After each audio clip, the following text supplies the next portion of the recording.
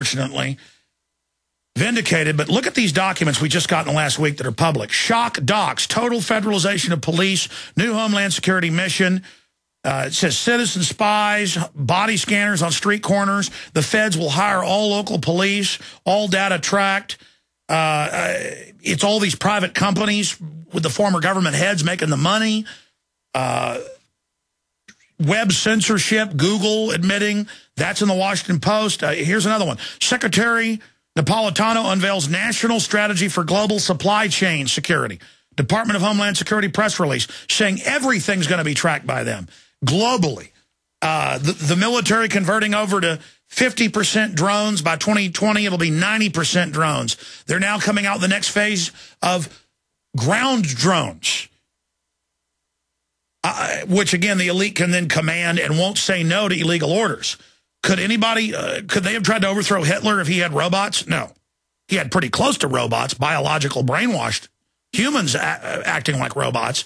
But this is a new level of tyranny. Secret arrest, torture, NDAA. And I just want to set the table there. We've only got it for about 25 minutes. Joining us here today is Francis Anthony Boyle, is a professor of international law, university at the Illinois College of Law. He received his AB in 71 in political science from the University of Chicago and a JD degree, magna cum laude, from Harvard Law School. And he sat in the main office after that Kissinger held. And AM and PhD degrees in political science at Harvard University. He also practiced tax, international tax in Bingham, Dana, and Gold. He also participated in the International Tribunal of Indigenous Peoples of Oppression, Nationalities, the United States of America, that convened in San Francisco.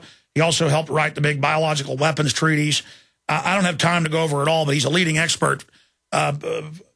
Francis, you heard me preface you coming on with, we really do have a global corporate tyranny running Europe, running the U.S., that is overthrowing countries worldwide through proxies, that is building massive force up against the people and now admitting it's for us. What do you do when you're faced with a tyranny that's now out of the cradle, not crawling, on its legs, ready to attack? Well, thank you very much for having me on, Alex.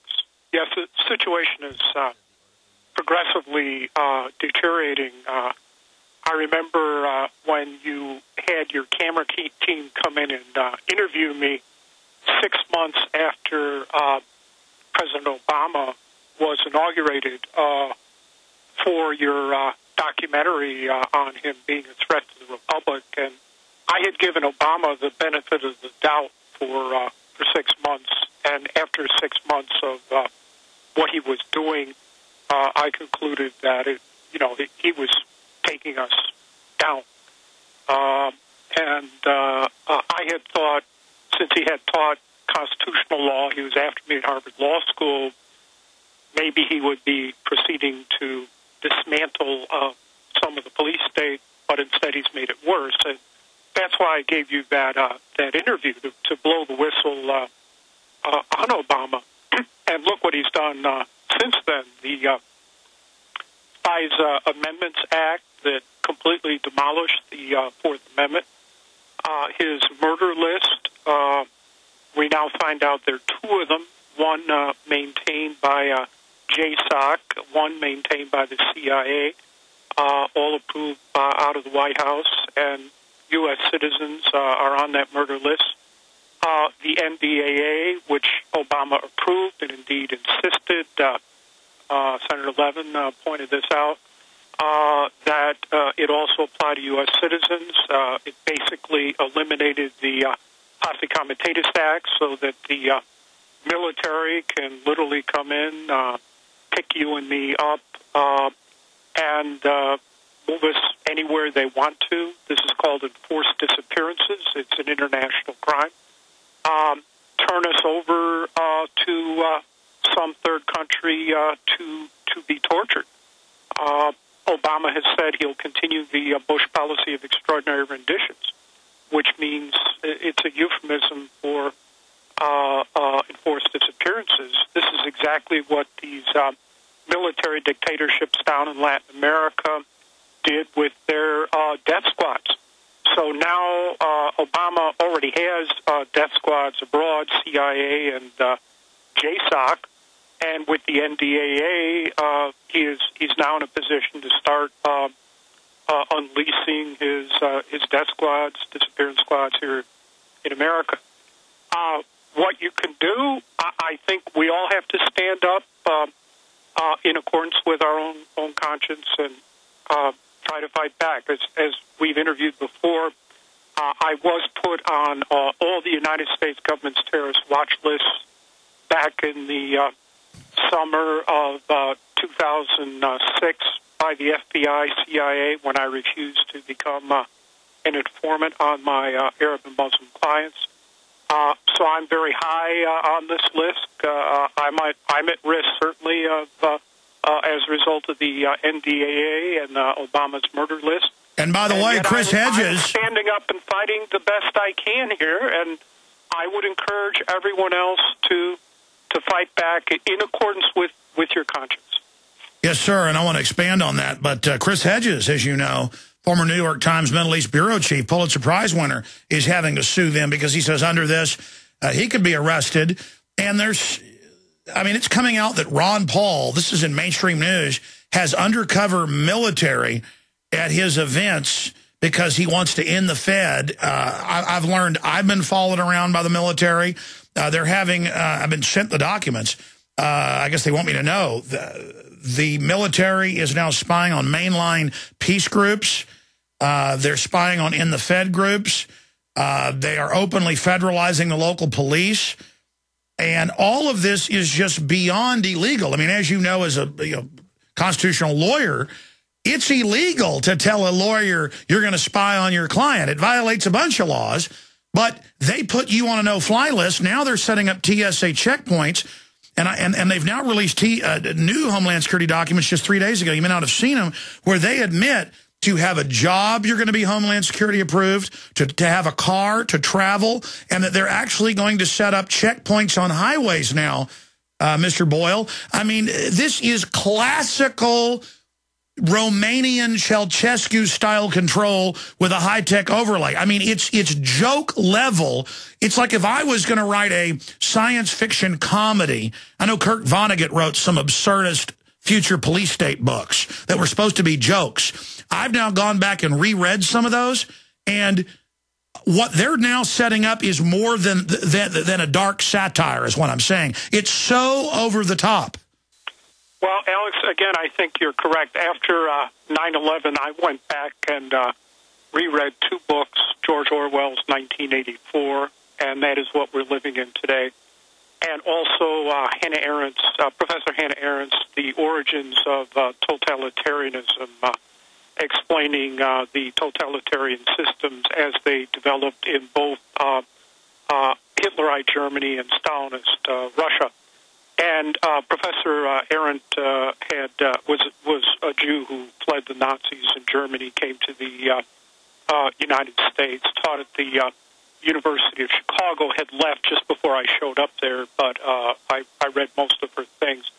And one very interesting thing, you really need to go back and read Arendt, especially the part on, parts on totalitarianism and then imperialism. She had a section in there on anti-Semitism. Today, the substitute for that, of course, is against Muslims. So you just read Muslims. Yeah, they always have a subgroup they beta tested on, get approval, and then they always expand it against the primary target, everyone they want to rob. That's correct. Professor David Cole, Georgetown Law School, has a book entitled Enemy Aliens, in which he establishes that historically, every totalitarian measure the United States government has originally taken against aliens, it then applies to United States citizens.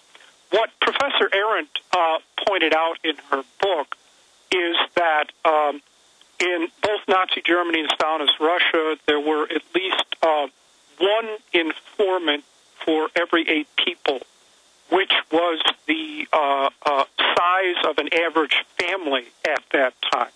So Arendt pointed out that what was really going on in these two totalitarian states was that they were trying to break down the basic of their societies, which is the family.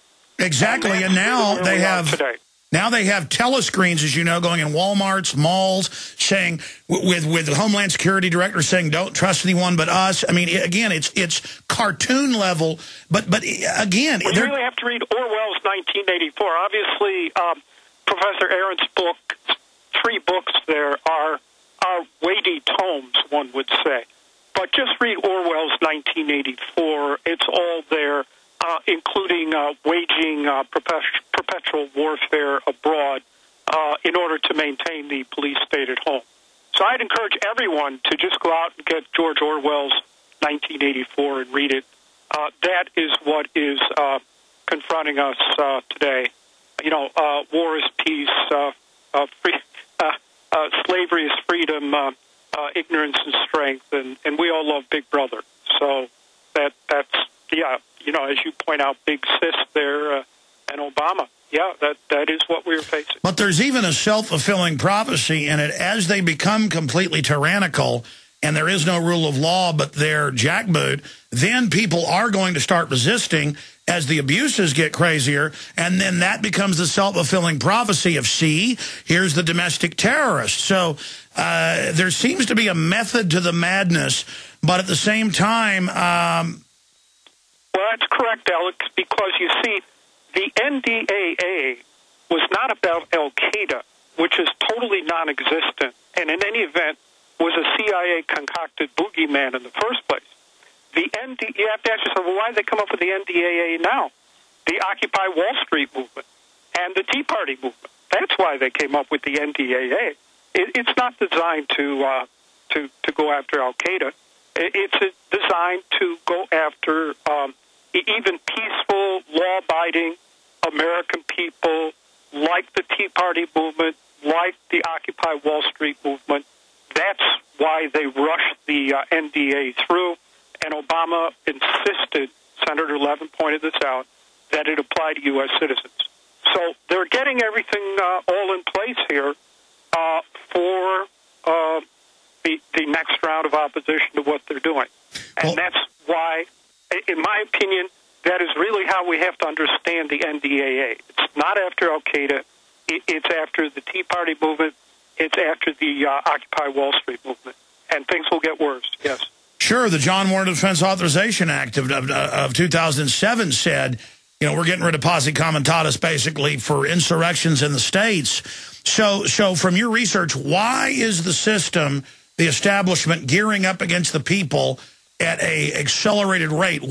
What do they know is coming? The economic collapse? Well, it's that economic collapse is already here. They're just not prepared to call it. And then second, after 9/11, they decided to go for broke around the world and to steal all the oil and gas they possibly can everywhere in the world, using 9/11 as a pretext. And there's no going back.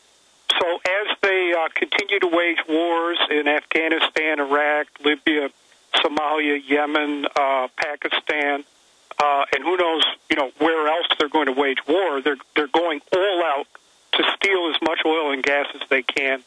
They're not